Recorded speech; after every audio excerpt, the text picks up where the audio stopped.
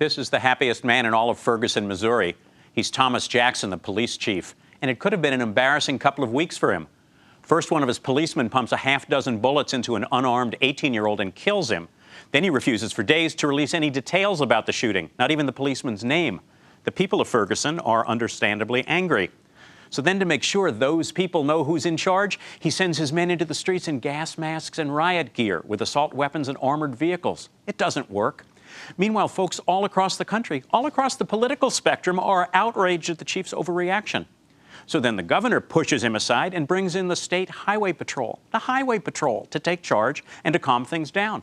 Embarrassing enough, right? But then the highway patrol actually does calm things down without acting like an occupying army and by treating protesters like human beings, hugs instead of Humvees. It's a night of peace, of relief, even a bit of celebration. Well, you can imagine how that must have felt. The chief is irrelevant, ineffective, and he's been shown up by those people and by a highway patrol captain who is one of those people. Well, you can't have that. So the very next morning, Chief Jackson finally releases the name of the officer who shot Michael Brown, but he also puts out video of Brown allegedly stealing cigars from a convenience store. Now, the cop who stopped Michael Brown had no idea that he was a suspect when he stopped him, as the chief himself admitted a few hours later. Totally unrelated events, just a way to trash the victim. But he had to release the video right then, he insisted. Reporters were asking for information. And he did it without checking with the highway patrol, he admitted. He forgot that somebody else was now in charge, he said. Right.